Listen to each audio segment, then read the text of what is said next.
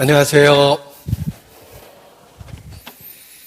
지난 8박 9일 우리 전주교회 모든 성도님의 기도와 후원으로 스페인 선교 잘 다녀왔습니다. 함께 기도하시겠습니다.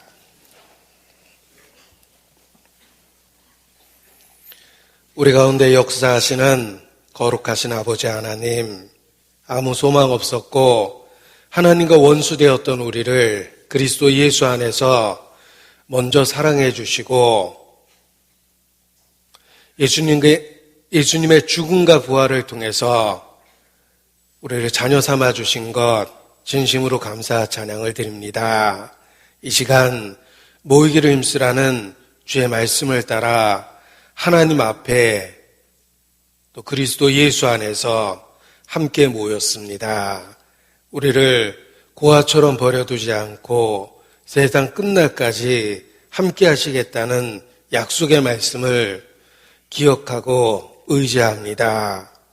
주의 권능과 주의 은혜로 이 시간 우리 가운데 두루 역사해 주시고 중심에 변화를 주시기를 더욱 간절히 기도합니다. 우리의 마음을 넓혀주시고 이뤄진 영혼에 대한 열정을 갖고 그리스도께서 이 땅에서 이루고자 하셨던 그 뜻을 이루며 살 수 있도록 주관해 주시기를 주님께 부탁을 드립니다. 먼저 주 예수를 믿으면 너와 내 집이 구원 얻으리라는 그 약속의 말씀이 우리 가정에 이루어져서 육신의 모든 가족이 영원한 영적 가족이 될 수 있도록 주님 축복해 주시고 역사해 주시기를 주님께 기도합니다. 또 우리 주변에 있는 모든 영혼들 우리를 통해서 인도해 주시고 하나님의 나라를 더욱 확장시켜 주시기를 주님께 부탁을 드립니다. 그 거룩한 역사에 우리의 연약함을 고백하고 오직 주의 능력과 은혜만을 사모하고 기다립니다. 마른 뼈에 생기를 불어넣어 주의 군대로 일으키신 것처럼 우리 심령의 역사해 주시고 변화를 주시고 새 생명을 더하여 주시기를 주님께 간구합니다. 우리의 모든 현재의 삶이 영원한 것을 위하여 심겨지는 삶이 될 수 있도록 매일의 삶을 다스려 주시고 하나님의 영광을 나타내 주시옵소서. 또 선교 일선에서 수고하시는 선교사님들의 사역과 가정도 주의 권능의 손으로 붙잡아 주시기를 주님께 기도합니다. 또 이번 스페인 선교를 통해서 선교 상황에 대한 이해를 시켜주신 것도 주님께 감사를 드립니다. 스페인어를 사용하는 더 많은 이뤄진 영혼들이 주께 돌아올 수 있도록 주님 역사해 주시고 주관해 주시기를 기도합니다. 또 전주교회가 후원하는 멕시코 선교를 위해서도 주님 앞에 더욱 간절히 기도합니다. 마땅히 해야 될 일을 하고 멕시코 선교에 모두 참여할 수 있도록 마음을 넓혀 주시기를 주님께 기도합니다.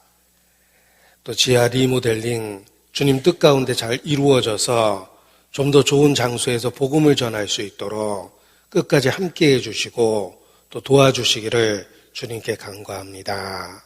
주께 의지합니다. 우리의 삶과 관계된 모든 것에도 주의 은혜를 더하심으로 평강의 평강으로 함께해 주시기를 주님께 기도합니다. 모든 것 주께 의지하며 고마우신 우리 구주 예수님 이름으로 기도합니다. 아멘. 네, 성경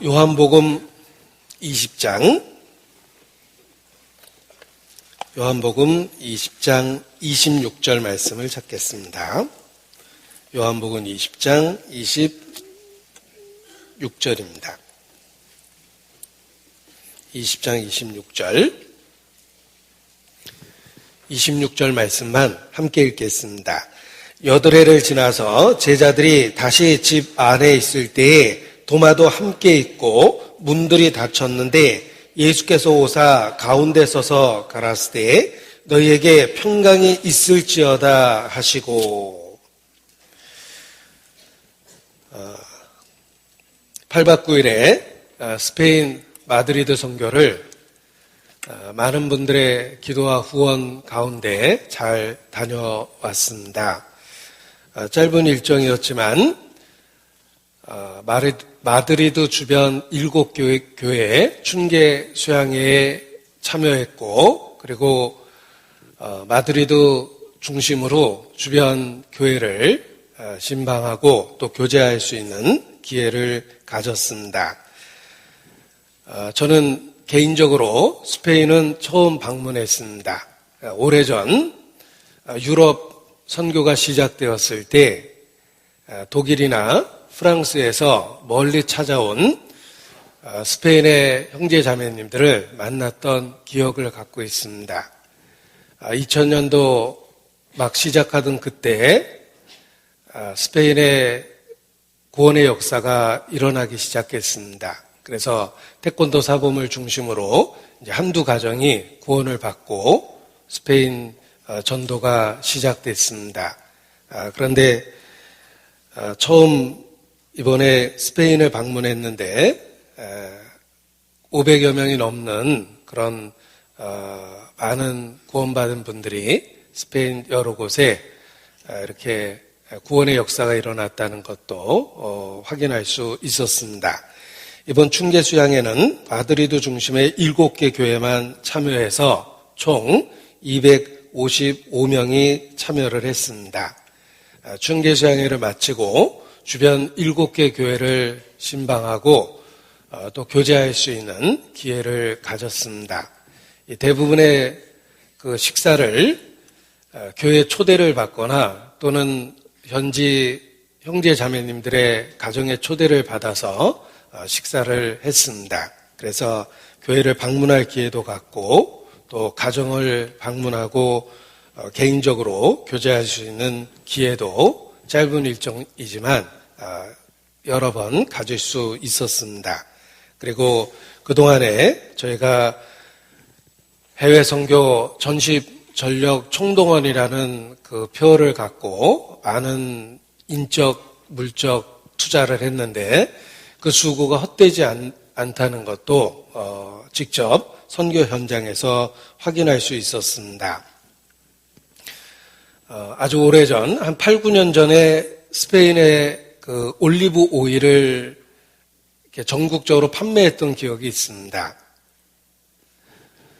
스페인 선교를 위해서 교회당 건축이라는 그에 보탬이 되기 위해서 전국적으로 올리브 오일을 이렇게 판매했던 적이 있는데 그때는 올리브 오일을 무엇에 쓰는지도 몰랐고 또 뭐가 좋은지도 모르는 상태에서 많은 형제자매님들이 선교에 도움이 된다는 그 이유로 그 올리브 오일을 이렇게 구입하셨습니다. 그런데 이번 방문할 때 따랑곤이라는 지역에 방문을 했는데 그때 저희가 그 참여했던 그 올리브 오일 판매한 수입을 갖고 건축했다는 이야기를 들었습니다. 그래서 건물을 보면서 그때 내가 먹은 올리브 오일도 여기 벽돌 어딘가로 이렇게 변해서 있겠다라는 생각을 하니까 마음에 기쁨이 됐습니다. 우리의 그런 그 희생, 작은 희생도 결코 헛되지 않게 선교지에서 귀하게 쓰임이 되고 있구나라는 것도 확인할 수 있었습니다. 그리고 꾸엔카라는 지역의 교회도 방문했는데 성도는 50여 명밖에 되지 않지만 그 모든 분들이 건축에 참여해서 시내 중심가에 아주 좋은 위치에 건물을 새로 이렇게 구입하고 리모델링한 것도 봤습니다. 그래서 입당식을 목전에 두고 있었는데 입당식 하기 전에 다 꾸며놓은 새로운 교회당도 볼 수 있었습니다. 적은 성도 숫자를 갖고 거의 대부분 분들이 참여해서 이렇게 건축했다는 이야기를 들었습니다. 그래서 국내에서 많은 분들이 희생하는 걸 보았는데 해외 선교지에서도 많은 분들이 물질적인 희생을 통해서 전도에 적극 참여하고 있다는 것도 또 확인할 수 있었습니다. 그리고 스페인 선교를 통해서 여러 가지 그 마음의 교훈을 갖게 됐습니다. 첫 번째는 스페인과 관련한 그 역사적 사실을 일깨울 수 있었습니다. 저는 개인적으로 교회 역사를 공부하면서 스페인에 대한 이야기를 여러 번 접할 수밖에 없었습니다. 핍박의 역사, 흔히 개신교를 핍박한, 가장 많이 핍박한 나라가 스페인입니다. 왜냐하면 이태리 못지않게 카톨릭이 가장 강한 나라가 바로 스페인이었기 때문에 그렇습니다. 스페인은 카톨릭이라는 종교를 통해서 왕권을 강화하고 전 세계를 지배하고자 하는 그런 그 야망을 품었던 곳입니다. 그곳에서 많은 개신교도가 핍박당하고 또 끔찍한 그런 죽임을 당하기도 했습니다. 그래서 스페인 여러 곳을 이렇게 다니면서 보니까 가장 눈에 띄는 것은 그 왕궁과 성당이었습니다. 아주 화려한 사진에서나 보았던 그런 큰 왕궁들 그리고 화려한 성당들을 곳곳에서 볼 수 있었습니다. 지금은 관광지처럼 사람에게 구경거리가 됐지만 그 왕궁을 보면 역사적으로 소수를 위해서 수많은 사람들이 희생했던 그런 증거물을 보는 것 같아서 마음의 교훈이 됐습니다. 그리고 화려한 성당들은 잘못되고 왜곡된 기독교 역사에 마치 증인처럼 그렇게 느껴지기도 했습니다. 이 거대한 왕궁은 많은 사람들의 희생으로 이루어진 것이고 그것을 누린 것은 아주 소수입니다. 그래서 역사적인 교훈처럼 느껴지고 또 화려한 성당의 모습 속에서 왜곡된 기독교 역사를 또 확인할 수 있었습니다. 성당을 이렇게 살펴보면 항상 예수님보다 마리아를 그 위에 조각해 놓거나 그림을 그려놨습니다. 모든 그림 또 모든 그 조각 형상을 살펴보면 항상 마리아의 위치를 예수님 위에다가 이렇게 놓고 있습니다. 그것은 카톨릭이 주장하는 그 교리 자체가 마리아의 은덕을 힘입어 하나님께 나아갔다라고 이렇게 주장하고 가르치기 때문에 그렇게 표현된 거라고 생각합니다. 그리고 그러한 모습을 통해서 성경적이지 않은 그런 가르침을 펼치고 있다는 것을 스스로 드러낸 것과 같아서 또 마음의 교훈이 됐습니다. 자신의 그 정체, 진리의 대적자라는 그 정체를 성당 꾸며놓은 모습 속에서 이렇게 드러낸 것과 같아서 마음의 교훈이 되었습니다. 잘 살펴보면 모든 성당의 조각과 그림 속에 항상 마리아의 위치가 예수님보다 더 높은 위치에 그려놓고 새겨놨다는 것을 볼 수 있습니다. 그것은 성경이라는 말씀에 비춰보면 전혀 성경적이지 않습니다. 그래서 자신의 그 감춰진 정체를 마치 성당을 꾸미는 그 형상 속에서 드러낸 것과 같아서 하나하나가 교훈이 되기도 했습니다. 전체적으로 그 카톨릭이 강한 그런 그 모습을 보면서 이곳에서 구원받는다는 것은 정말 성령의 나타남과 능력이 아니면 불가능하다라는 생각도 했습니다.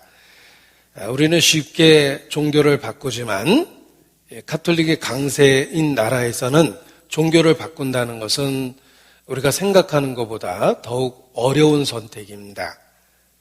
사회에서 외면당하고 고립되고 또 심지어는 그 역사 속에서는 죽음도 각오해야만 했던 그런 그래야만 개종이 가능했습니다. 지금도 그런 강한 분위기가 나라 전체적으로 있는데 그 상황 속에서 예수님을 믿는다라는 것은 큰 희생을 각오해야만 가능한 결정입니다. 그래서 어려운 가운데서도 많은 분들이 진리를 붙잡고 개종하는 모습을 통해서 성령의 나타남과 능력에 대한 교훈도 마음에 새길 수 있었습니다. 그리고 그만큼 전도하기 어려운 지역인 만큼 한 사람을 전도하기 위해서 오랜 시간이 필요하다는 것도 알게 됐습니다. 단기적인 방문을 통해서가 아니라 함께 한 지역에서 살아가면서 신뢰를 쌓아야지만 전도가 가능하겠다라는 생각도 해봤습니다. 그래서 선교 방법에 있어서 그곳에서 함께 살아가며 전도한다는 것이 꼭 필요한 그런 지역이라는 생각도 해봤습니다. 그리고 개인적으로 또 스페인어에 대한 중요성도 이렇게 마음에 일깨울 수 있었습니다. 이게 세계에서 가장 많이 사용하는 언어가 이제 영어, 그리고 또 10억 이상의 인구를 갖고 있는 중국 사람이 사용하는 중국어, 그리고 스페인어 이렇게 꼽을 수 있습니다.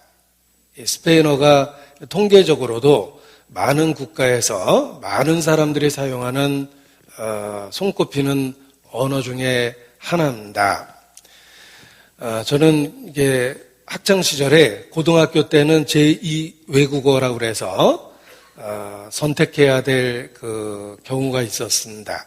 그때 저는 개인적으로 불어를 선택했고 또 대학 가서도 제2 외국어를 요구하고 있어서 다시 한번 불어를 선택했던 기억이 있습니다. 그런데 불어 공부할 때 상당히 개인적으로 어렵다는 생각을 했는데 스페인어를 접하면서 그때 미리 알았다라면 스페인어를 했었으면 좋겠다라는 생각을 했습니다. 불어를 사용하는 사람들은 소수지만 스페인어를 사용하는 사람들은 많은 다수이고 뿐만 아니라 국가적으로도 스페인어를 모국어로 사용하는 나라들이 많이 있습니다. 역사를 살펴보면 불행한 식민지 지배의 결과입니다. 그런데 그 불행한 역사를 하나님께서는 선으로 바꾸셔서 선교의 큰 역사를 이루셨습니다. 그 불행한 식민지 역사 덕분에 스페인어가 널리 퍼지게 되었고, 그리고 복음을 전할 수 있는 그런 문화적인 그 준비가 됐다고 생각을 합니다. 그래서 이 스페인어가 선교에 얼마나 큰 도움이 되는지 이번 방문을 통해서도 여러 가지로 깨달을 수 있었습니다. 스페인어를 많은 나라가 모국어로 사용하기 때문에 자연스럽게 스페인 지역에 다른 나라 사람들이 와서 많이 살고 있었습니다. 스페인어를 모국어로 사용하는 사람들이 쉽게 스페인어에 와서 정착을 하게 됩니다. 그리고 스페인어를 사용하지 않는다 하더라도 주변 유럽의 많은 국가들이 생업을 위해서 스페인에 와서 살게 됩니다. 그래서 주변에 순수한 스페인 사람들도 많이 있지만 많은 분들이 외국에서 오신 분들이라는 것도 알게 됐습니다. 그래서 선교에 아주 특별한 의미가 있다는 생각을 했습니다. 왜냐하면 한 지역에, 스페인이라는 한 지역에 여러 나라 사람들이 와서 살고 있었기 때문입니다. 따라서 스페인어를 통해서 여러 나라에서 온 사람들을 한 번에 전도할 수 있는 그런 좋은 선교지라는 것도 알게 되었습니다. 우리가 알고 있는 것과 같이 남미 선교도 처음에 스페인의 생업을 위해서 이민 왔던 남미 분들에게 전도가 되면서 그들이 가족에게 전도하고자 하는 열망 때문에 이 남미 선교가 처음에 시작이 됐습니다. 그래서 이 스페인어를 통해서 스페인에 와서 살고 있는 많은 외국인들을 보고 한 지역에서 해외 선교가 가능한 지역이 스페인이구나라는 생각도 해봤습니다.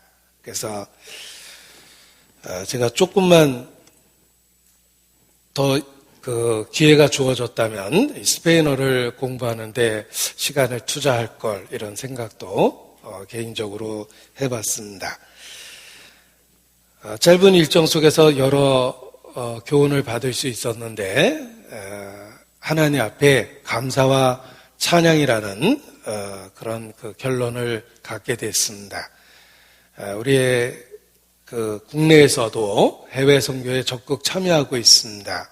그러한 희생과 수고가 결코 헛되지 않다라는 확신을 이번 8박 9일의 짧은 일정 속에서도 생생하게 깨달을 수 있는 기회가 됐습니다.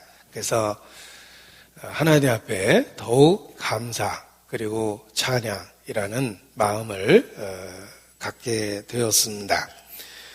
비록 소수가 선교팀으로 직접 방문할 기회를 가졌지만 간접적으로나마 그 감동과 교훈을 나누고 싶어서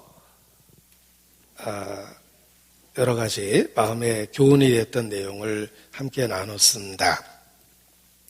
오늘 본문 요한복음 20장 26절을 보시겠습니다.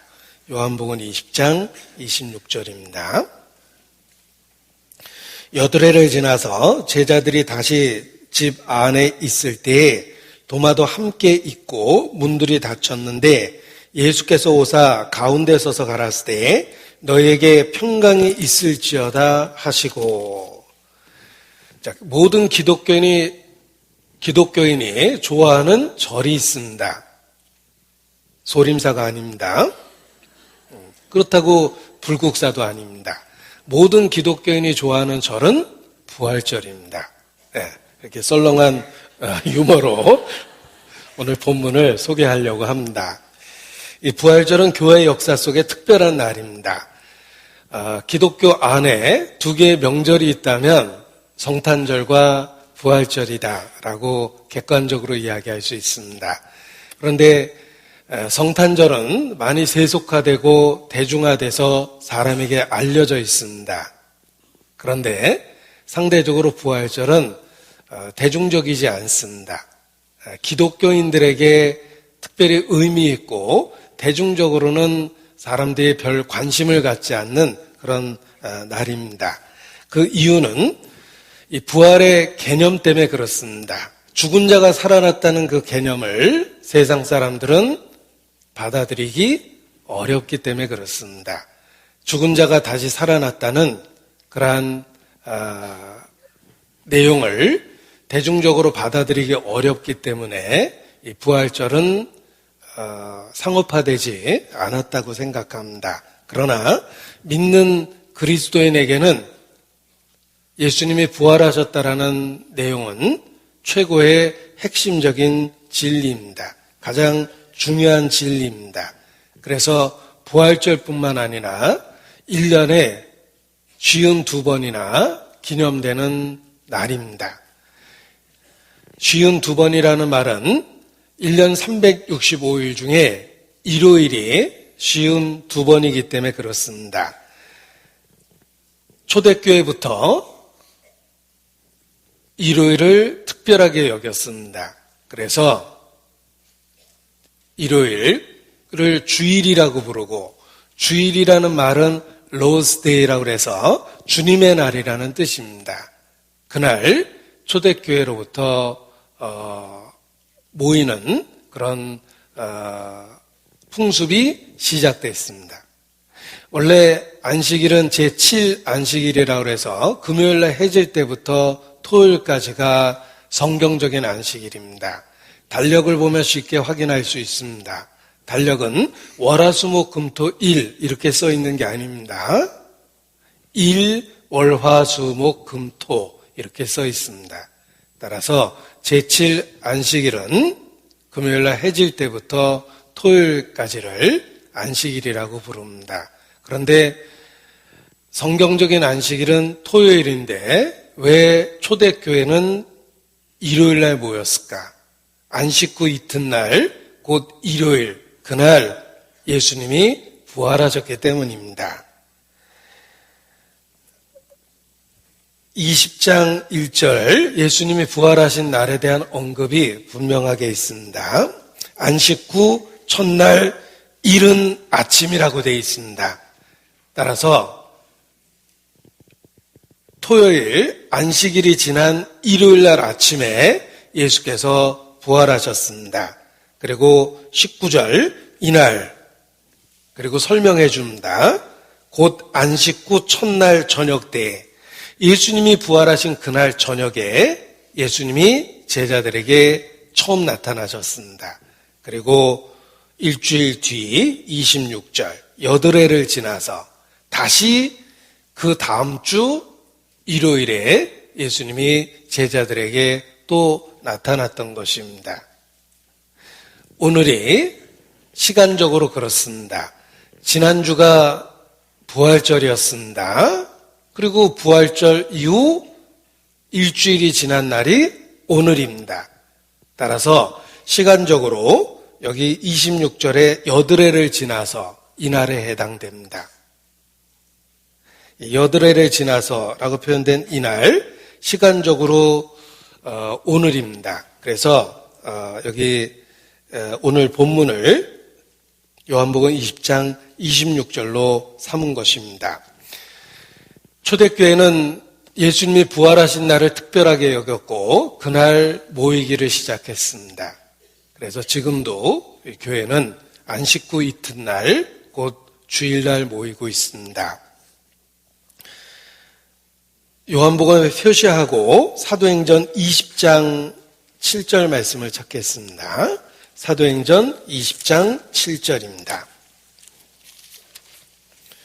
초대교회가 일요일에 모이기 시작했다는 성경적인 근거가 되는 구절입니다. 사도행전 20장 7절 안식 후 첫날에 이날이 바로 예수님이 부활하신 주일을 기념하는 날입니다. 일요일입니다. 안식 후 첫날에 우리가 떡을 떼려 하여 모였더니 이 초대교회도 바로 안식 후 첫날 곧 주일, 일요일날 모였던 것입니다. 고린도전서 16장입니다. 고린도전서 16장 고린도전서 16장 2절입니다.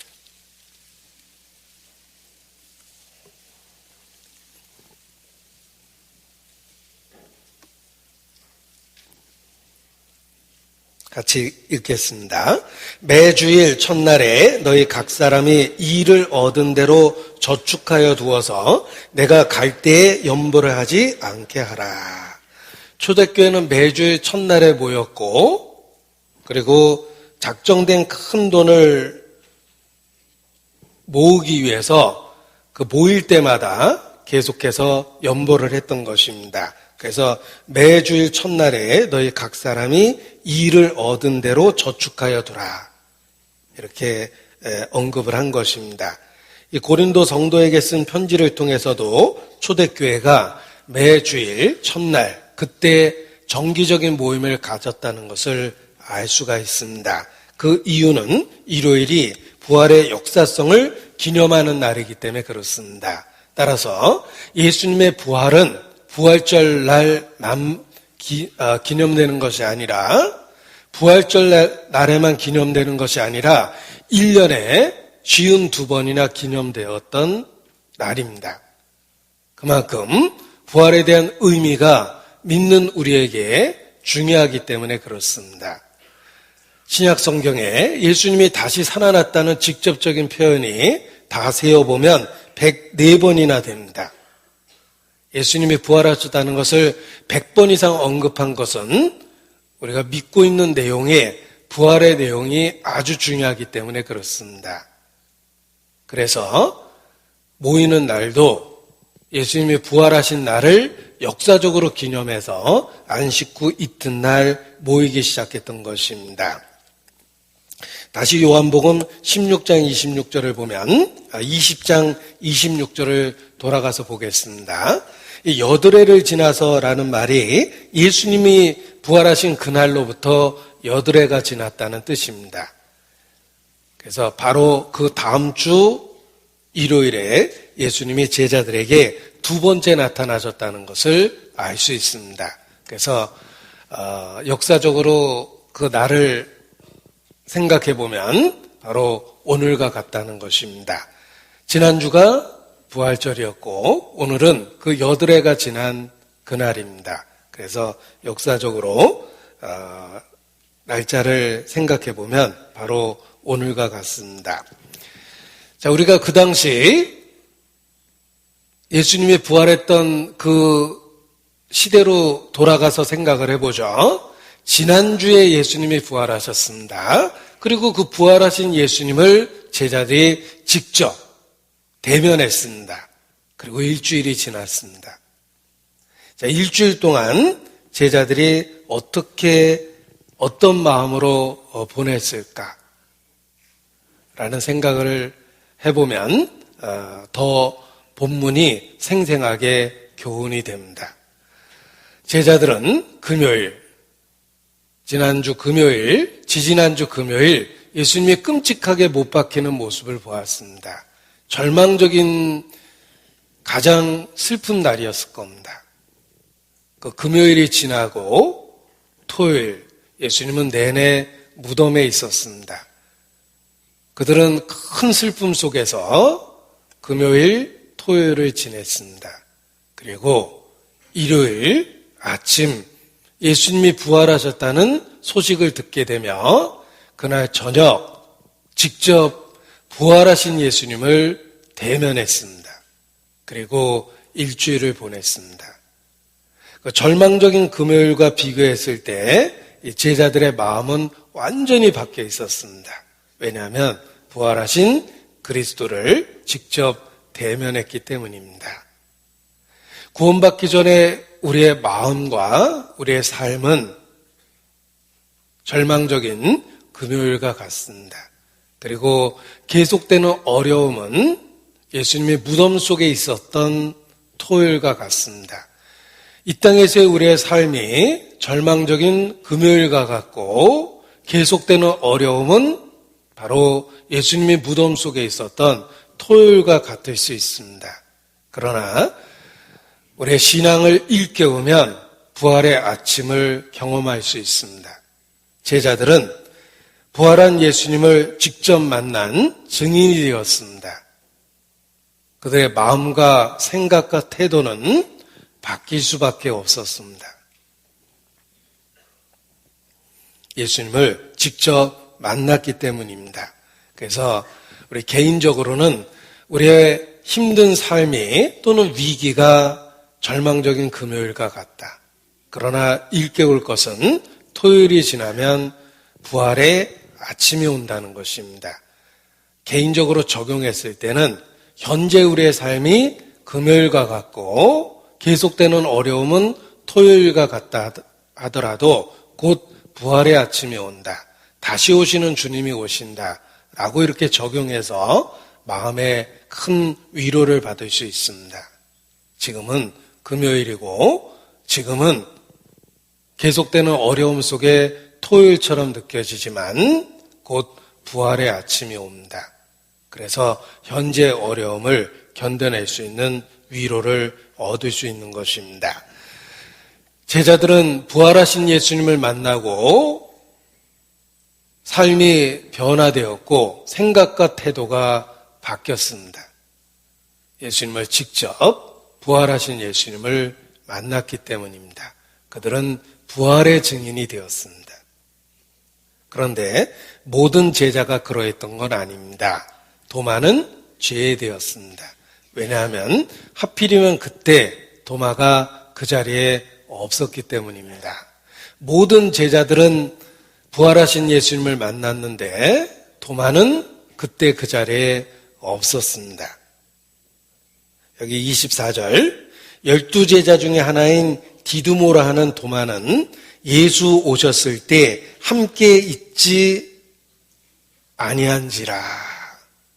그때 도마는 그 자리에 없었습니다. 가장 중요한 순간에 도마는 그곳에 없었습니다. 아마 개인적으로 무슨 이유가 있었을 겁니다. 저는 천국에서 도마 만나면 꼭 물어보고 싶습니다. 그때 어디 갔었는지. 특별히 개인적으로 어떤 일은 있었을 겁니다. 그러나 그 가장 중요한 순간에 그곳에 없었습니다. 지금도 그렇습니다. 또 다른 도마가 우리 가운데 있습니다. 가장 중요한 순간에 그곳에 없는 도마는 항상 있습니다. 사람들은 이런저런 핑계로 가장 중요한 순간에 함께하지 못할 때가 있습니다. 이 도마의 모습이 역사 속에서 또 다른 많은 도마가 있다는 것을 우리에게 일깨워 줍니다. 우리의 삶의 이런저런 핑계로 가장 중요한 순간에 그 자리에 없는 것입니다. 그런데 그 자리에 없었던 도마를 위해서 주님은 특별한 은혜를 주십니다. 다시 한번 그 다음 주 주일에 직접 나타나셨습니다. 두 번째 나타나신 이유가 여러 가지가 있겠지만 먼저는 도마를 생각하셨습니다. 그래서 두 번째 나타났을 때의 대화의 중심에는 도마가 있었습니다. 26절에 여드레를 지나서 예수님이 다시 한번 나타났는데 그때 27절에 보면 주로 도마와 대화를 나누는 모습이 있습니다. 27절에 보면 도마에게 이르시되 내 손가락을 이리 내밀어 내 손을 보고 내 손을 내밀어 내 옆구리에 넣어보라. 그리하고 믿음 없는 자가 되지 말고 믿는 자가 되라. 도마가 대답하여 가로되 나의 주시며 나의 하나님이시니이다. 예수께서 가라사대 너는 나를 본고로 믿느냐? 보지 못하고 믿는 자들은 복되도다 하시니라. 자, 두 번째 나타났을 때 대화의 중심에 도마가 있었습니다. 이것은 두 번째 나타나신 것이 바로 도마를 위해서 주로 도마를 위해서 주어진 기회라는 것을 나타내는 것입니다. 그때 그곳에 없었던 도마를 위해서 예수님은 두 번째 기회를 주셨던 것입니다. 반복되는 기회를 주셔서 도마의 삶을 변화시키신 것입니다. 자, 우리 시대에도 또 다른 도마가 있습니다. 가장 중요한 순간에 그 기회를 놓치는 도마가 있습니다. 그런데 주님은 그에게 두 번째 반복되는 기회를 주셔서 삶의 변화를 만들어 주십니다. 아마도 우리에게도 그 반복되는 기회가 주어졌기 때문에 우리의 삶도 변화되었을 거라고 생각합니다. 요한복음 1장 찾겠습니다. 요한복음 1장 35절에 제가 좋아하는 말씀이 있습니다. 요한복음 1장 35절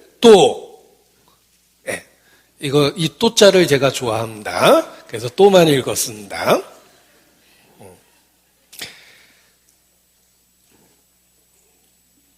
어렸을 때 학교 앞에 가게가 있었고 그 가게에서 이렇게 뽑기 했던 기억이 있습니다. 잘 뽑으면은 좋은 물건을 얻을 수 있었는데 거기에 그 또자가 나오는 경우가 있습니다. 그는 한 번은 아무것도 안 주지만 다시 한번 뽑아보라는 기회가 그 또자에 있었습니다. 그래서 상품은 안 걸려 있지만 다시 한번 기회를 가질 수 있는 게 그 또자였는데 그 뽑기 할 때 꽝이 나오는 것보다 그래도 다시 한번 이렇게 기대감을 가질 수 있는 게 그 또자였습니다. 그래서 또자가 보이면 정말 행복했습니다. 또 한 번의 기회가 생겼기 때문에 그렇습니다. 그래서 그때부터 또자를 좋아했는데 이 성경 구절에도 이 또자가 또 나옵니다. 이 또자가 왜 중요한지 제가 읽어보겠습니다. 또 이튿날 요한이 자기 제자 중 두 사람과 함께 섰다가 예수의 다니심을 보고 말하되 보라 하나님의 어린 양이로다. 이거 어제 했던 말입니다. 어제 29절에 했거든요. 어제 요한이 예수님을 보고 보라 세상 죄를 지고 가는 하나님의 어린 양이로다라고 분명히 증거했는데 그 다음날 또 예수님을 봤을 때 다시 한번 증거를 했습니다. 이 두 번째 증거를 했을 때 두 제자가 예수님을 쫓게 되고 그 제자 중에 하나가 바로 안드레이며 안드레는 그 두 번째 증거에 예수님을 따르기 시작했고 안드레가 형을 데려왔습니다. 그 형이 바로 베드로입니다.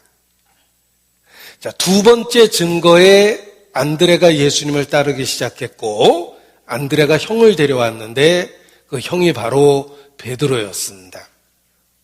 이 또자가 없었다면 큰일 날 뻔했습니다.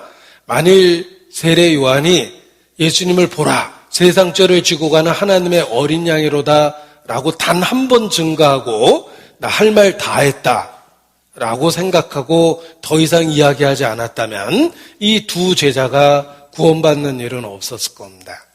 그런데 세례 요한은 이튿날 또 예수님을 증거했고 그 두 번째 증거할 때 두 제자가 예수님을 쫓게 됐습니다. 그 중에 하나가 안드레였고 안드레는 형 베드로를 예수님께 데려오게 됩니다. 두 번째 증거 때 안드레가 구원을 받고 베드로도 예수님을 만날 수 있었던 것입니다. 전도는 단 한 번 하는 게 아닙니다. 또 반복적으로 해야만 하는 것이 전도입니다. 그리고 그 두 번째 기회를 통해서 많은 사람들이 구원을 받게 됩니다. 이 도마는 가장 중요한 순간에 없었습니다. 그런데 예수님은 도마를 기억했고 두 번째 나타나십니다. 그리고 대화의 중심에 도마를 세웠습니다. 도마는 두 번째 기회를 통해서 부활의 증인이 됐고 나의 주시며 나의 하나님이시라는 신앙 고백을 올바로 하게 됩니다. 그리고 교회 역사에 의하면 인도까지 가서 순교를 당합니다. 제가 인도 선교할 때 도마가 순교당했다는 그 지역에 방문할 기회를 가졌습니다. 거기에도 전도할 기회가 있어서 갔는데 그 지역이 도마가 와서 순교당한 지역입니다. 지도를 놓고 보니까 정말 멀리까지 와서 전도했다는 것을 알 수 있었고 그곳에서 쇠망치에 맞아서 순교당했다고 역사에 남아 있습니다. 그 순교당했던 그 지역에 가보니까 도마에 신앙 고백이 써 있었습니다. 나의 주시며 나의 하나님이시니이다. My Lord, my God. 영어로 표현하면 간단한데 거기 My Lord, my God 라는 나의 주시며 나의 하나님이시니다라는 신앙 고백이 있었습니다. 그 신앙 고백이 도마를 인도까지 오게 했고 죽음까지도 불사하게 만든 것입니다. 이 도마는 두 번째 기회를 통해서 부활의 증인이 됐습니다. 우리도 처음 말씀을 듣고 반응하고 구원을 받은 건 아닐 겁니다. 반복되는 기회를 통해서 대부분 우리 자신이 구원을 받았습니다. 저도 그렇습니다. 저에게 일주일 동안 상담을 개인적으로 해줬는데 제가 죄까지 듣고 더 이상 말씀을 듣지 않는다고 선언했습니다. 왜냐하면 그 다음날 오래전부터 설악산 가기로 약속이 돼 있었기 때문입니다. 그래서 일주일 동안 저한테 개인적으로 상담해 주고 죄와 심판에 대한 이야기를 들었습니다. 그런데 더 이상 말씀을 들을 마음이 없었어요. 왜냐하면 내 마음속에는 온통 설악산, 약속된 설악산이 있었기 때문입니다. 그래서 더 이상 말씀을 듣지 않는다고 선언했습니다. 충분히 들었다고 이렇게 이야기를 했습니다.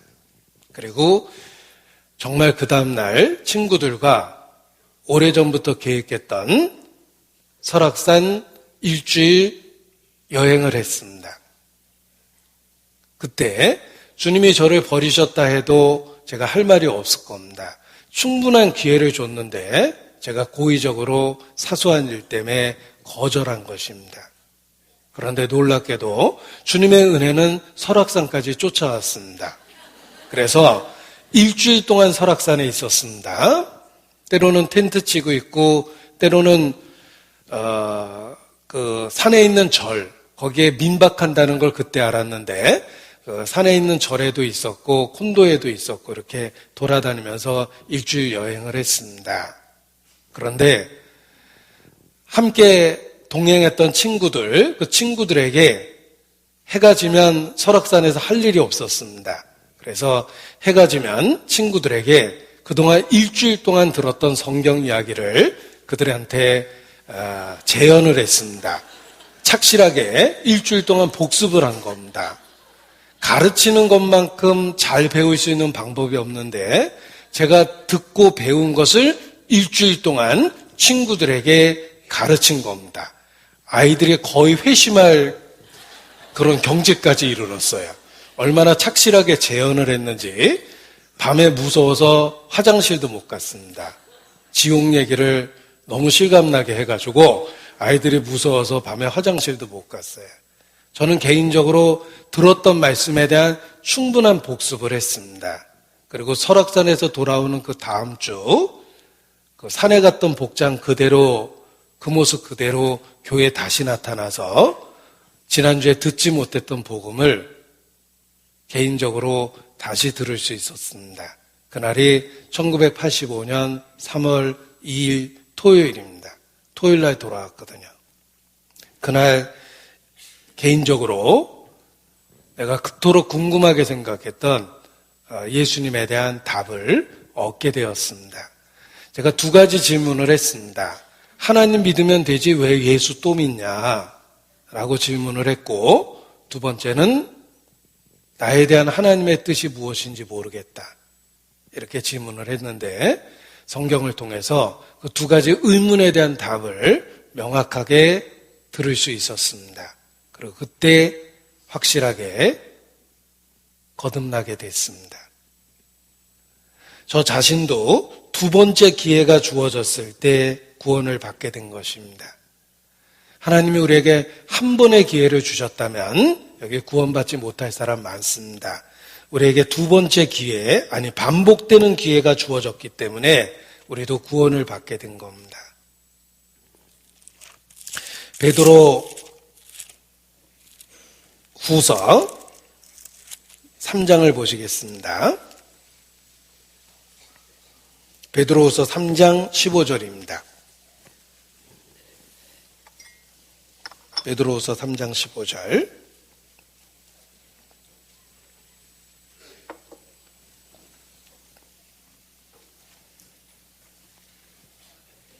같이 읽겠습니다.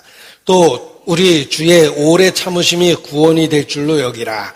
우리 사랑하는 형제 바울도 그 받은 지혜대로 너희에게 이같이 썼고. 자, 우리가 구원을 받던 그 이유가 써 있습니다. 주의 오래 참으심이 우리가 구원받게 된 이유입니다. 우리 자신에 대해서 하나님은 오래 참아주셨습니다. 그래서 그 오래 참으시는 과정 속에서 우리 자신이 예수님을 개인적으로 믿게 되고 구원을 받게 된 것입니다. 주의 오래 참으심이 구원이 될 줄로 여기라. 우리 자신에 대해서 오래 참아주셨고 단 한 번의 기회가 아니라 반복되는 기회를 주셨기 때문에 마침내 우리가 구원을 받게 된 것입니다. 도마는 두 번째 기회에 부활의 증인이 되었습니다. 안드레도 세례 요한이 두 번째 증거할 때 예수님을 따르게 되었습니다. 이 또자가 우리 개인에게 중요하다는 것입니다. 그 반복되는 기회를 통해서 우리를 마침내 구원을 해주신 것입니다. 우리도 다른 영혼에게 전도할 때 단번에 전도하는 것이 아니라 반복된 시도를 통해서 전도하는 거다라는 것을 마음에 가지고 있어야 됩니다. 단 한 번 기회를 주는 것이 아니라 반복되는 기회를 주어서 한 영혼이 구원을 받을 수 있는 것입니다. 얼마나 반복되는 기회를 주어야 될까?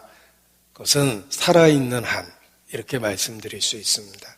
살아있는 한, 하나님이 기회를 주신 거기 때문에 우리는 반복해서 전도를 해야 됩니다. 그리고 반복되면서 상황이 바뀌고 그 사람의 마음이 바뀌기 때문에 그렇습니다. 옛날에 안 됐다고 해서 지금도 안 되는 건 아닙니다. 이 꼬치고기의 어리석음에 대한 이야기를 합니다. 어항에 꼬치고기를 넣어놓고 그가 좋아하는 작은 물고기를 반대편에다 넣었는데 중간에 투명한 유리막으로 막아놓습니다. 처음에는 자기가 좋아하는 먹이를 보고 빠른 속도로 달려들다가 보이지 않는 유리벽에 머리를 부딪히게 됩니다. 몇 번 부딪히다 보면 더 이상 시도하지 않는답니다. 그때 유리막을 제거해버리면 자기가 좋아하는 먹이가 앞으로 왔다 갔다 해도 다시는 건드리지 않는답니다. 왜냐하면 지난번 생각이 나는 거예요. 지난번에도 내가 달려들었다가 머리 부댔지? 라는 생각을 하니까 유리막이 제거돼서 앞에 왔다 갔다 해도 더 이상 아무런 시도를 하지 않는답니다. 그래서 꼬치고기와 그가 좋아하는 먹잇감이 되는 작은 물고기를 한 어항 속에서 키울 수 있게 된다라는 이야기가 있습니다. 지난번에 시도했다가 안 됐다고 해서 앞으로도 계속 안 되는 건 아닙니다. 꼬치고기 같은 어리석음을 버려야 돼요. 상황이 바뀌고 환경이 바뀌고 그 사람 마음이 바뀝니다. 우리가 10대를 살 때하고 20대, 30대, 40대를 살 때하고 우리의 마음과 생각은 달라집니다. 옛날에 안 됐다고 해서 계속 안 되는 건 아닙니다. 반복되는 기회를 통해서 우리 자신도 구원을 받았듯이 내 주변에 있는 영혼들도 반복되는 기회를 통해서 말씀을 받아들이게 되는 것입니다. 따라서 혹 예전에 실패했다고 오랫동안 방치한 영혼이 있다면 이제 지금이라도 다시 한번 시도해 보십시오. 또 반복되는 기회가 그 사람의 마음에 변화를 만들어낼 수 있는 것입니다. 자, 예수님은 도마에게 두 번째 기회를 주신 것입니다. 그때 그 중요한 순간에 그곳에 없었던 도마를 위해서 두 번째 나타나셨고 도마는 나의 주시며 나의 하나님이시라는 그런 깨달음을 갖게 됩니다. 예수님에 대한 올바른 신앙 고백을 하게 됩니다. 예수님의 부활을 목격한 도마는 예수님의 정체성을 올바로 깨닫게 됐습니다. 예수님은 정말 하나님이셨습니다. 그래서 도마가 부활하신 예수님을 만났을 때 나의 주시며 나의 하나님이시니다 라는 고백을 한 것입니다. 도마뿐만 아니라 기독교 자체가 그렇습니다. 기독교를 객관적으로 이야기하면 예수를 하나님이라고 믿는 종교가 기독교입니다. 그걸 어려운 말로 삼위일체라고 그럽니다. 성부, 성자, 성령은 한 분이시다. 예수님은 한마디로 하나님이십니다. 우리가 믿고 있는 진리의 핵심은 예수님은 육체를 갖고 이 땅에 오신 하나님, 곧 하나님의 독생자, 하나님의 외아들이시다라는 것입니다. 하나님의 아들이라는 표현은 독특한 성경적인 표현입니다. 독특한 표현이기 때문에 독생자라는 표현을 쓴 겁니다. 예수님은 육체를 갖고 이 땅에 오신 하나님이십니다. 기독교는 예수를 하나님이라고 믿는 종교라고 옛 백과사전에도 써 있습니다. 예수님은 스스로에게 엄청난 주장을 했습니다. 예수님의 말씀을 잘 살펴보면 예수님은 자신을 계속해서 하나님이라고 선포한 겁니다. 내가 너희에게 진리를 가르쳐 주겠다가 아니라 내가 진리다 라고 선언했습니다. 내가 길이다. 길을 가르쳐 주는 게 아니라 예수님 자신이 길이라고 이야기했고 예수님 자신이 생명 그 자체라고 선언하십니다. 요한복음 14장 6절에 예수께서 가라사대 내가 길이요 진리요 생명이니 나로 말미암지 않고는 아버지께로 올 자가 없다. 나와 아버지는 하나다 라고 분명하게 선언하셨습니다. 예수님은 계속해서 자기를 하나님이라고 선포한 겁니다. 예수님이 부활하셨다는 것은 그러한 주장이 사실이라는 뜻입니다. 요한복음 8장 13절입니다. 우리의 본성적인 반응과 똑같은데 예수님은 끝없이 자기를 하나님이라고 선언했습니다. 그때 유대인의 반응입니다. 요한복음 8장 13절입니다. 요한복음 8장 13절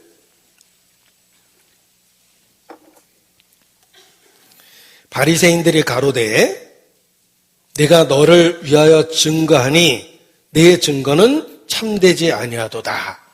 바리새인들뿐만 아니라 우리의 본성적인 반응입니다. 예수님의 가르침에 대해서 우리의 본능이 이와 같이 반응합니다. 예수님은 끝없이 자기 자신에 집중하고 자기 자신을 진리의 자체라고 선언했으며 잘 분석해보면 자기를 하나님이라고 끝없이 주장하고 있습니다. 우리는 본성적으로 바리새인과 똑같이 반응합니다. 내가 너를 위하여 증거하니 내 증거는 참되지 않다. 요한복음 5장입니다. 예수님도 그 말을 인정하셨어요. 요한복음 5장 31절입니다. 요한복음 5장 31절 내가 만일 나를 위하여 증거하면 내 증거는 참되지 아니하되 나를 위하여 증거하는 이가 따로 있으니 나를 위하여 증거하시는 그 증거가 참인 줄 아노라. 그래, 너희들 논리처럼 내가 나를 위하여 증거하면 그 증거가 참되지 않을 수도 있다. 스스로 하는 증거는 참되지 않을 수도 있다는 거예요. 그런데 예수님은 나를 위하여 증거하는 이가 따로 있다라고 말씀하십니다. 예수님은 스스로 증거했을 뿐만 아니라 예수님을 증거하는 이가 따로 있다고 말씀하셨습니다. 바로 하나님 자신이십니다. 하나님이 예수님을 계속해서 증거해주고 계십니다. 하나님의 보내신 자 세례 요한을 통해서 하나님의 말씀 기록된 성경을 통해서 그리고 예수님이 직접적으로 하시는 사역을 통해서 하나님은 예수님을 증거하고 계십니다. 그래서 예수님 스스로 증거하는 것처럼 보이지만 예수님의 증거에는 하나님의 증거가 뒤따르고 있다는 것입니다. 하나님이 해주시는 증거가 무엇입니까? 바람과 풍랑을 잔잔케 하셨습니다. 그건 하나님만이 하실 수 있는 일이에요. 왜 예수님이 바람과 풍랑을 잔잔케 할 수 있죠? 하나님만이 하실 수 있는 일입니다. 예수님의 가르침과 주장이 하나님께로부터 왔다는 뜻입니다. 예수님은 각색의 병든 자를 고쳤습니다. 의학적으로 불가능한 상태에 나면서 소경된 자, 38년 된 병자, 의학적으로는 불가능한 상태입니다. 인간의 모든 시도를 다 해봐도 불가능한 것입니다. 그러나 예수님은 각색의 병든 자를 고쳤습니다. 질병을 다스릴 수 있는 분은 하나님이십니다. 예수님은 자신이 하나님이시라는 걸 증거한 겁니다. 자연을 다스렸죠? 질병을 다스렸어요. 여러 귀신들을 말 한마디로 내쫓았습니다. 모든 영적 존재에 대한 권세가 있다는 것을 입증하셨어요. 누군데? 하나님이셨습니다. 예수님은 심지어 죽은 자를 살리셨습니다. 어떻게 죽은 자를 살립니까? 회당장 야이로의 딸을 살렸고 나인성 과부의 아들을 살렸고 죽은 나사로를 죽은 지 4일 만에 살렸습니다. 어떻게 그럴 수 있죠? 예수님은 하나님이 보내신 자, 하나님이 친히 증거하신 거예요. 그리고 결정적인 증거는 예수께서 부활하셨다는 거예요. 예수님이 부활하셨다는 말은 예수님의 모든 가르침과 주장이 하나님께로부터 왔다는 것을 하나님 스스로 증거해 주신 겁니다. 생각해 보십시오. 바람과 풍랑을 다스릴 수 있는 분은 하나님이십니다. 질병을 다스릴 수 있는 분은 하나님이십니다. 모든 영적인 세력을 다스릴 수 있는 분은 하나님이십니다. 죽은 자를 살릴 수 있는 분도 하나님이십니다. 죽었다 살아날 수 있는 유일한 존재는 하나님이십니다. 예수께서 그렇게 하셨습니다. 이것은 예수님의 모든 가르침과 주장이 하나님께로부터 왔다라는 뜻이에요. 예수님은 정말 하나님이셨던 겁니다.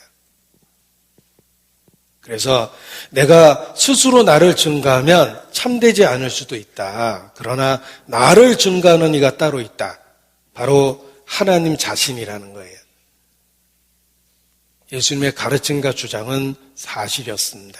예수님은 하나님의 독생자, 육체를 갖고 이 땅에 오신 하나님이셨습니다. 임마누엘, 하나님이 우리와 함께 계시는 것입니다. 나의 주시며 나의 하나님이십니다. 그리고 결정적으로 예수님이 하나님일 수밖에 없는 것은 예수님이 하신 일 때문에 그렇습니다. 예수님은 구속의 사역을 하셨어요. 죄를 사하는 권세는 하나님만 하실 수 있는 일입니다. 하나님은 입법자와 재판자이시기 때문에 그렇습니다. 입법자 재판자이신 하나님께서 우리를 합법적으로 죄를 용서해 주셨습니다. 예수님은 하나님이시기 때문에 그게 가능한 거예요. 소자야 안심하라. 내 죄사함을 받았느니라. 그런 말은 하나님만이 할 수 있는 말입니다. 예수님은 하나님이셨기 때문에 죄사함을 선포할 수 있었던 것입니다. 요한복음 5장 36절입니다.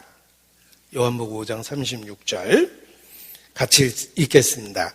내게는 요한의 증거보다 더 큰 증거가 있으니 아버지께서 내게 주사 이루게 하시는 역사, 곧 나야 하는 그 역사가 아버지께서 나를 보내신 것을 나를 위하여 증거하는 것이요.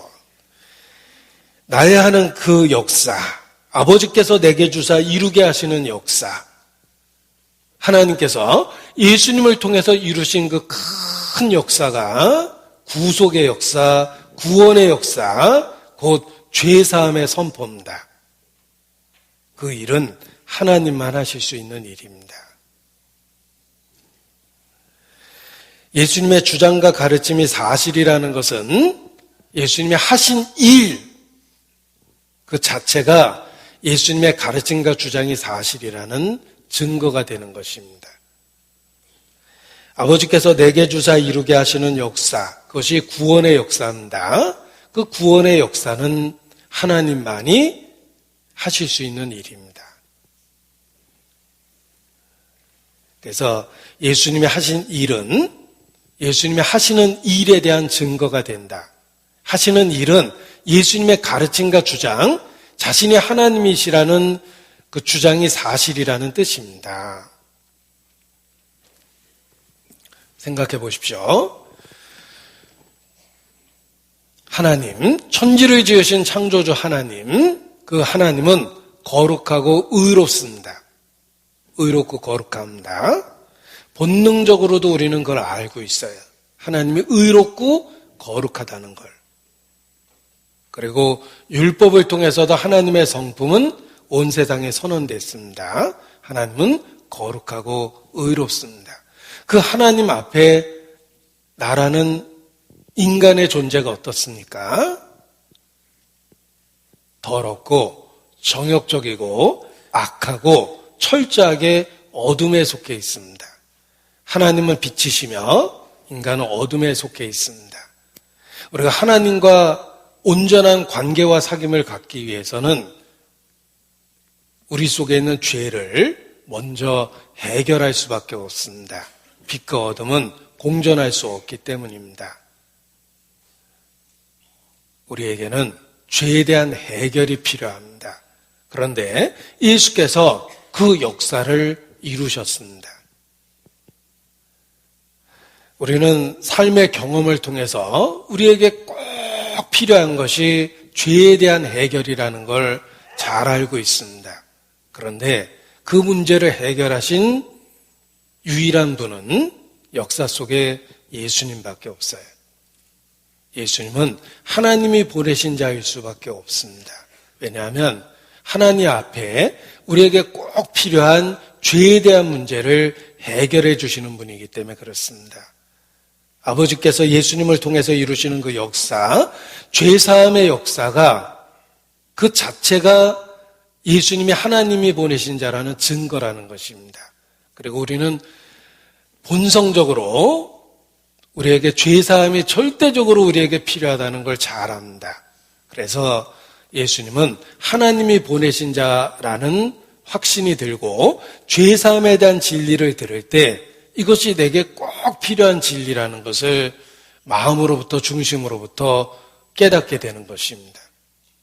예수께서 이루시는 그 역사가 예수님 자신에 대한 증거입니다. 그걸 우리가 본성적으로도 잘 알고 있습니다. 내가 하나님께 나아가기 위해서 내게 꼭 필요한 것이 바로 죄에 대한 해결책인데 예수님은 그 유일한 해결책을 우리에게 선포하셨기 때문입니다. 자, 예수님은 엄청난 주장을 했고 그의 부활은 예수님의 주장과 가르침이 사실이라는 뜻입니다. 예수님은 정말 하나님이셨다는 것입니다. 로마서 1장 3절부터 보겠습니다. 로마서 1장 3절 4절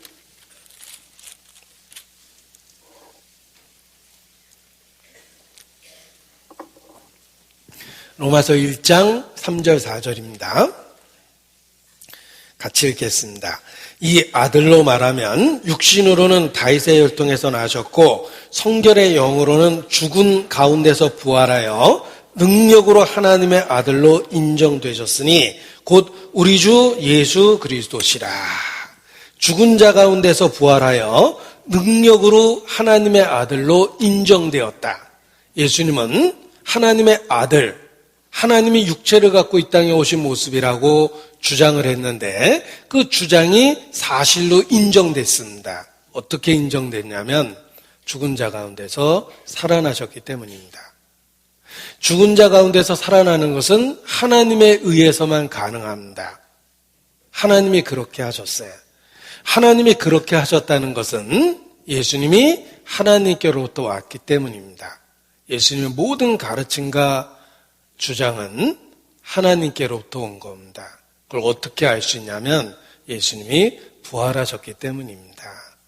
그래서 예수님의 부활은 예수님의 가르침과 주장에 대한 공적인 인증과 같은 거예요. 따라서 우리는 예수님이 하나님이시라는 엄청난 주장을 했음에도 불구하고 예수님의 부활하심을 통해서 그것이 사실이라고 받아들일 수 있는 것입니다. 예수님은 나의 주시며 나의 하나님이십니다. 우리는 성경 곳곳에서 예수님이 끝없이 자기 자신에 대해서 선포하고 증거하고 가르치고 있다는 것을 확인할 수 있습니다. 예수님은 자기가 하나님의 아들이라고 주장했고 자신이 하늘문을 열었고 천국문을 열었다라고 강조했습니다. 그리고 하나님의 나라를 예수님은 나의 나라라고 불렀고 하나님을 믿으라는 말을 나를 믿으라는 말로 대체해서 가르치셨어요. 그리고 자기에 대한 최고의 사랑을 요구합니다. 아비나 어미보다 아들이나 딸보다 나를 더 사랑하라고 요구하셨어요. 도대체 누군데? 바로 하나님 자신이셨습니다. 그래서 예수님을 아는 것이 하나님을 아는 것이고, 예수님을 본 것이 하나님을 본 것이며, 예수님을 믿는 것이 하나님을 믿는 것이고, 예수님을 영접하는 것이 곧 하나님을 영접하는 것이며, 예수님을 미워하면 곧 하나님을 미워하는 것이며, 예수님을 공경하면 곧 하나님을 공경하는 것이다 라고 이렇게 말씀하신 겁니다. 예수님은 하나님 자신이셨습니다. 내 말로 인하여 믿지 못하겠거든 내가 하는 그 일을 인하여 나를 믿으라. 그리하면 내 안에 아버지께서 계신 것을 내가 깨달아 알 것이라고 말씀하셨습니다. 요한복음 14장입니다. 요한복음 14장 9절부터 보겠습니다. 요한복음 14장 9절.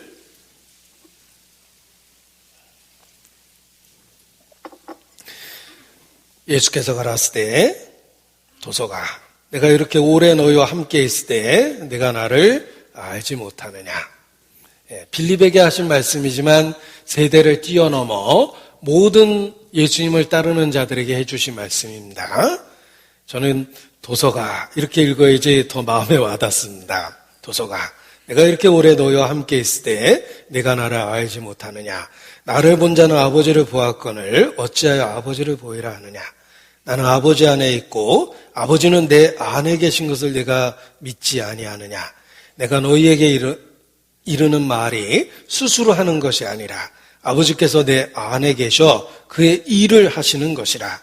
내가 아버지 안에 있고 아버지께서 내 안에 계심을 믿으라. 그렇지 못하겠거든 행하는 그 일을 인하여 나를 믿으라.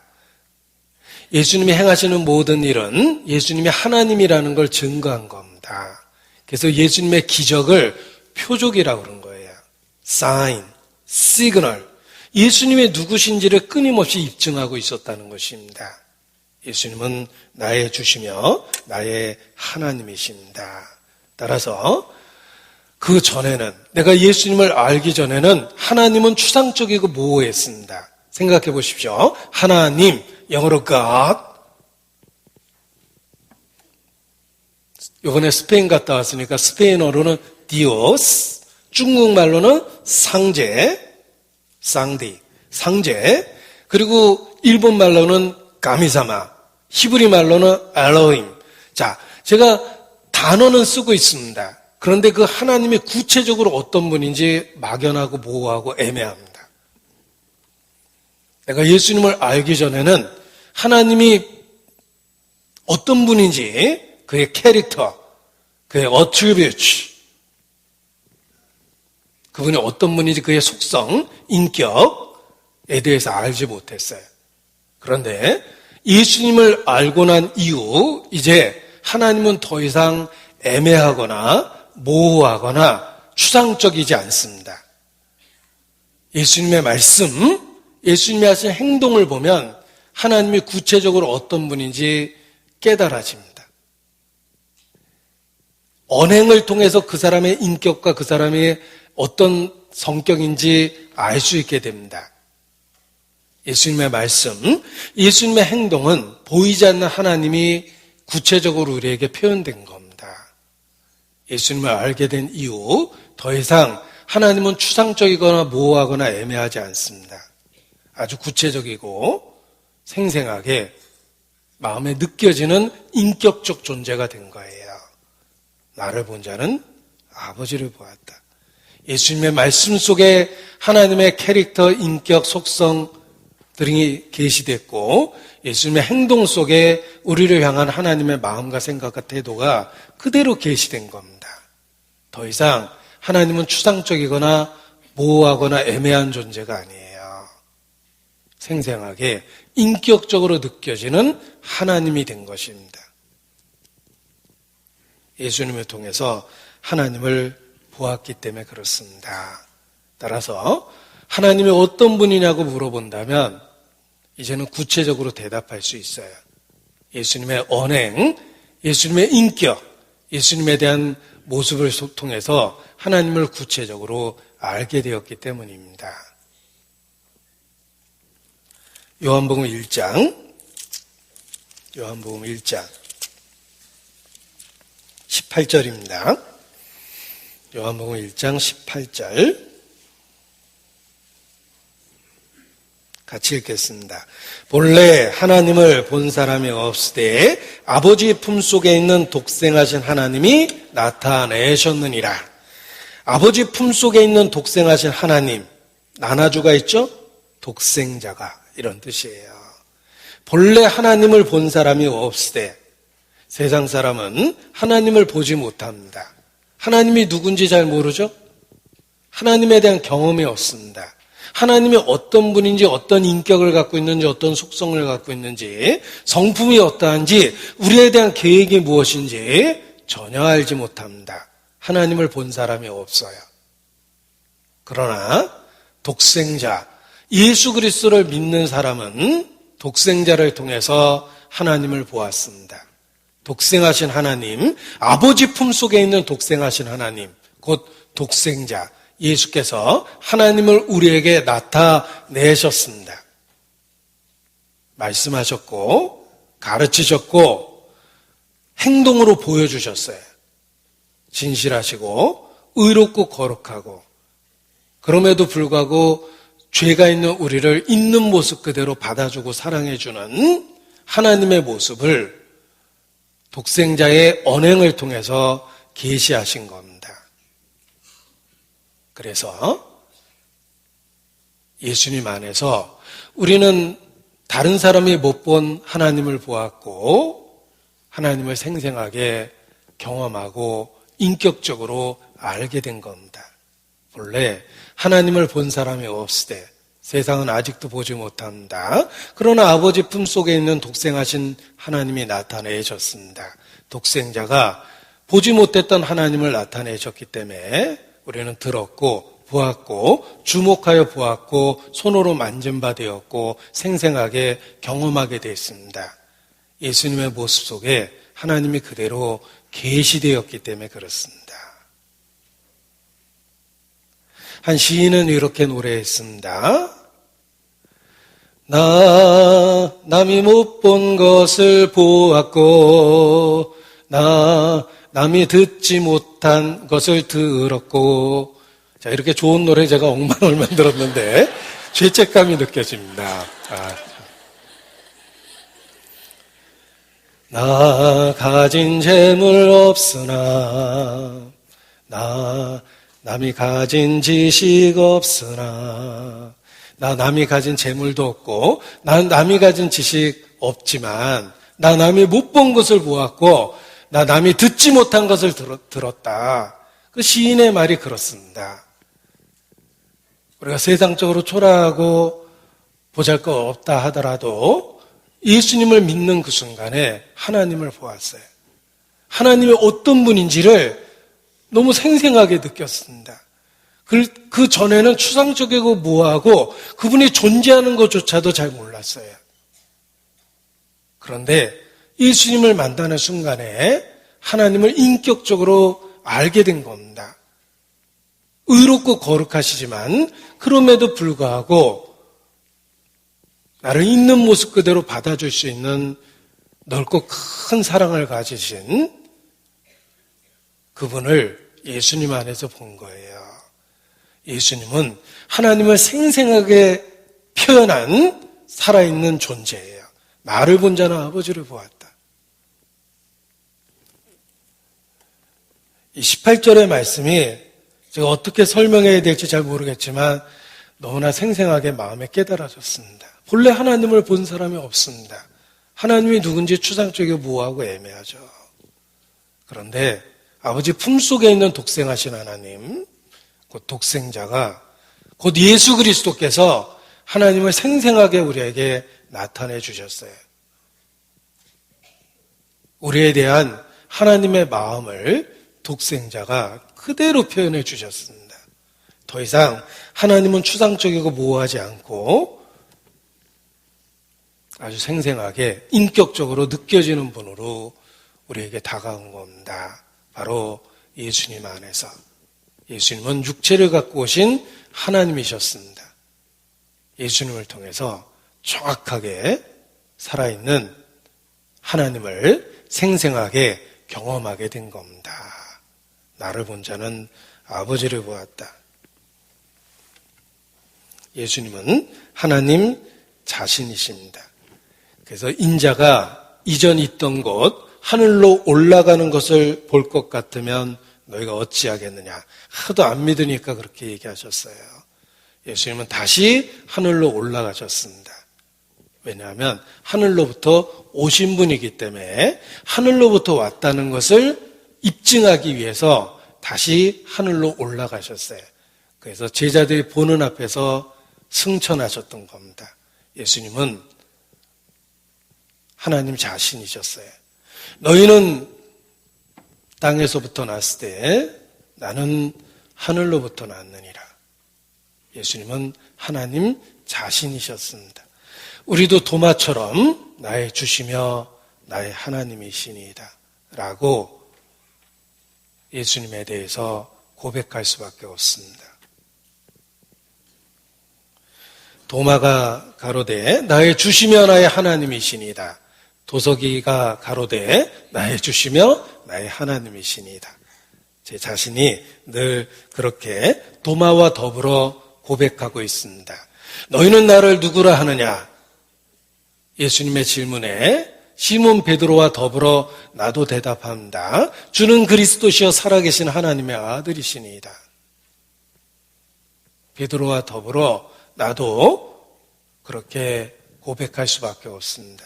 주는 그리스도시여 살아계신 하나님의 아들이시니이다. 하나님이 육체를 갖고 이 땅에 오신 분입니다. 예수님을 통해서 하나님을 생생하게 인격적으로 경험하게 된 겁니다. 그저 멀리 계셨던 존재조차도 확실하지 않았던 하나님, 어떤 분인지 전혀 감도 못 잡았던 그 하나님이 예수님이라는 인격을 통해서 우리에게 알 수 있는 형태로 계시된 겁니다. 그의 말씀은 곧 하나님의 말씀이며 그의 인간을 향한 행동은 우리를 향한 마음과 생각과 태도, 하나님의 마음과 생각과 태도를 우리에게 생생하게 계시한 겁니다. 우리는 예수님을 통해서 하나님을 정확하게 알고 경험하게 됐고 예수님을 통해서 하나님과의 친밀한 교제가 생긴 겁니다. 하늘이 열리고 인자 위에 하나님의 사자가 오르락내리락 하는 걸 보리라. 예수 그리스도를 통해서 친밀한 하나님과의 교제를 갖게 된 겁니다. 그래서 내가 주의 이름을 부르면 친밀함을 나타내는 거예요. 기도하면 아버지 하나님하고 기도하면 내가 허공 가운데 혼잣말하는 게 아니라 정말 하나님께서 들으신다라는 그 친밀함을 느낍니다. 그래, 내 아들아. 내가 주의 이름을 부르면 주님이 듣고 계시다라는 친밀함을 느끼는 거예요. 이론적인 하나님이 아니라 내 삶 속에 생생하게 살아계신 하나님을 느낍니다. 내 부모가 나를 낳았고 나를 양육하고 나를 위해서 많은 희생을 하셨습니다. 그럼에도 불구하고 내가 어머니와 아버지의 사랑을 깨닫는 데는 너무 오랜 시간이 걸렸어요.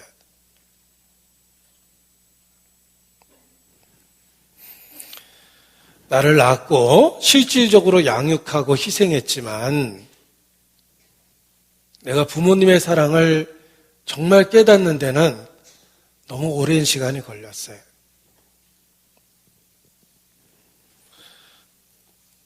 심지어 돌아가신 이후에 비로소 부모님의 마음을 내가 너무 늦게 깨닫기도 했습니다. 그런데 생각해 보십시오. 한 번도 못 본 예수 그리스도를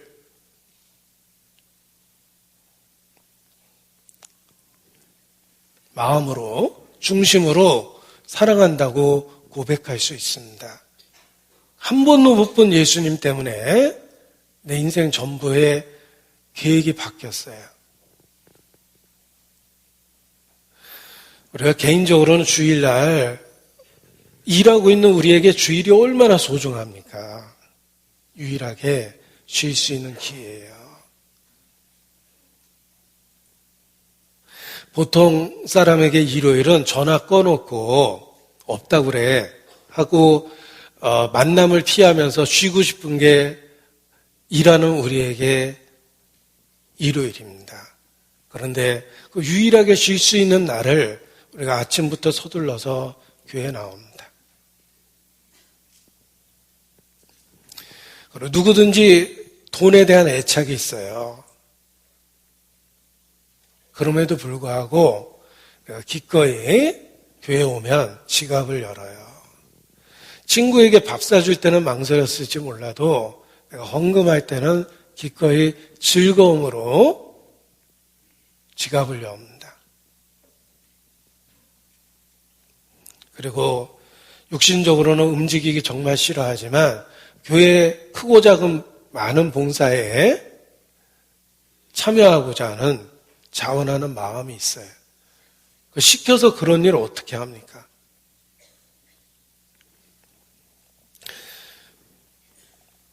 저는 전형적인 문과생이고 전형적으로 선비처럼 인생을 살았습니다. 그럼에도 불구하고 제가 흔히 말하는 그 육체를 쓰는 일들은 다 교회 와서 한 거예요. 땅도 교회 와서 파봤고 화장실 청소도 교회 와서 해봤고 여러 가지 잡일 같은 것도 다 교회에서 한 거예요. 그런데 그런 일을 자원해서 기쁨으로 할 수 있다는 것 자체가 스스로도 기적이라고 생각합니다. 꼼지락거리기 싫어하는 내가 교회 와서는 움직이려고 노력하거든요. 그런 기적을 만든 게 한 번도 보지 못했던 예수님이에요. 그것이 바로 예수님은 살아있는 생생한 인격체이기 때문에 그렇습니다. 예수님을 믿고 많은 변화가 생길 수밖에 없는 거예요. 내가 예수를 보지 못하였으나 사랑하는도다. 이제도 보지 못하나 믿고 말할 수 없는 영광스러운 즐거움으로 기뻐하니 믿음의 결국 그 영혼의 구원을 받음이라. 한 번도 못 본 예수님의 사랑이 우리를 감격시키고 삶의 변화를 만들고 본성적으로 인색한 우리를 희생하게 만드는 것 자체가 기적입니다. 그 기적을 우리 삶 속에서 주님이 만드신 거예요. 어떻게 그렇게 기적을 만들어냈냐면 예수님은, 내가 믿는 예수님은 나의 주시며 나의 하나님이시기 때문에 그렇습니다. 그래서 그런 기적을 우리 삶 속에서 만들어냅니다. 제가 부모님 얘기를 했지만 제가 부모님 때문에 눈물 흘린 적은 있습니다. 두 분 다 돌아가셨는데 어느 날 문득 떠올라서 그리고 내가 부모님께 잘못했던 행동들 그게 문득 떠올라서 눈물을 흘렸던 적은 있지만 예수님 생각하고 눈물을 흘렸던 거에 비하면 그렇게 많지는 않아요. 부모님 때문에 울어봤던 것은 손에 꼽을 정도로 그렇습니다. 그런데 한 번도 못 본 예수님 때문에 울어본 기억은 훨씬 더 많습니다. 기적이잖아요. 내가 부모님한테는 돈 쓸 때 인색했습니다. 내가 25살부터 사회에 나와서 경제적으로 자립하고 돈을 벌었음에도 불구하고 부모님 살아계실 때는 늘 얻어먹었어요. 죄송한 얘기지만 늘 얻어먹었어요. 제가 어머니한테 가면은 늘 습관적으로 했던 말은 엄마 밥 사줘. 이렇게 제가 얘기를 했습니다. 우리 부모님은 항상 저보다 부자였거든요. 그러니까 당연히 돈은 엄마가 내야 된다고 생각을 했어요. 부모한테도 돈 쓰는데 제가 주저주저 했는데 교회에서 주님 안에서 쓰는 돈은 지갑이 열려요. 그리고 돈을 쓰고도 기쁩니다. 쓸 수 있는 돈을 주님 자신이 주셨다고 생각했고 쓸 수 있는 기회를 주셨다는 게 더 감사하고 그러니까 교회에서는 지갑이 열립니다. 주님이 그렇게 하신 거예요. 우리가 믿고 있는 진리는 이론이 아니고 생생한 사실이기 때문에 실질적인 삶의 변화를 만들어내는 겁니다. 주님이 그렇게 하신 거예요. 예수님은 나의 주시며 나의 하나님이십니다. C.S. 루이스는 타고난 천재입니다. 우리 시대 최고의 지성이라고 인정받았어요. 캠브리지 대학의 영문과 교수였습니다. 그의 말을 인용해 보고자 합니다. 나는 예수를 단지 위대한 도덕 선생으로 받아들이기는 하지만 하나님이라는 그의 주장은 받아들이지 않는다. 우리는 그와 같은 말을 해서는 안 된다. 단지 한 인간에 불과하면서 예수님이 말씀하신 그런 종류의 말을 한 사람이 단지 위대한 도덕 선생은 아닐 것이다. 그는 미치광이거나 그렇지 않으면 지옥의 마귀일 것이다. 당신은 선택을 해야 한다. 이 사람은 하나님의 아들이든지 아니면 미치광이나 더 악한 존재이든지 둘 중에 하나로 선택해야 된다. 당신은 그를 바보 취급하고 무시하고 그에게 침을 뱉고 귀신으로 여기고 죽일 수도 있다. 그렇지 않으면 그 발 앞에 엎드려 주와 하나님으로 불러야만 한다. 그를 위대한 인간 스승이라고 보는 오만하고도 어리석은 생각을 가져서는 안 된다. 그분은 우리에게 그런 생각을 할 여지를 남겨놓지 않았다. 그분에게는 그럴 의도가 없었다. 이제 좀 어려운 말이지만 C.S. 루이스가 했던 말입니다. 예수님은 엄청난 주장을 했습니다. 진짜 하나님이거나 아니면 미친 사람이라는 거예요. 그러나 어중간하게 그를 훌륭한 도덕 선생 취급해서는 안 된다. 예수님의 모든 주장은 그럴 의도가 없었다는 거예요. 예수님 하나님이거나 마귀이거나 둘 중에 하나라는 거예요. 그런데 그분의 삶의 흔적을 면밀하게 살펴보십시오. 너희 중에 누가 나를 죄로 책잡을 수 있겠느냐? 예수님의 가르침과 예수님의 삶 속에 그 어떤 잘못된 것도 없습니다. 어떤 소설가도 예수님과 같은 캐릭터를 만들어낼 수 없다라는 분석이 있어요. 그건 인간이 만들어낼 수 있는 캐릭터가 아니에요. 하나님만이 하실 수 있는 말과 하나님만이 하실 수 있는 행동을 하셨습니다. 진짜 하나님이거나 아니면 마귀거나 미친 사람이라는 거예요. 그런데 예수님의 언행은 완벽하고 완전합니다. 미친 사람이 아니에요. 예수님의 언행은 절대 마귀일 수 없는 완전한 선을 행하셨습니다. 그분은 진짜 자기의 주장처럼 하나님이셨습니다. 그래서 성경은 예수님을 하나님의 독생자라고 선언한 겁니다. 유일하신 하나님이 육체를 갖고 오셨으니 유일하신 하나님이 육체를 갖고 오셨기 때문에 유일하신 아들이 된 거예요. 그래서 독생자라고 그러는 거예요. 예수님은 나의 주시며 나의 하나님이십니다. 그러한 놀라운 이야기를 주장만 한 것이 아니라 부활을 통해서 입증하고 선언하셨습니다. 그리스도가 부활하셨다라는 것은 그의 가르침과 주장이 사실이라는 뜻이며 죽은 자 가운데서 다시 살아나심으로 하나님의 아들로 인정된 겁니다. 예수님의 부활은 예수님 하나님이시라는 증거요 선포입니다.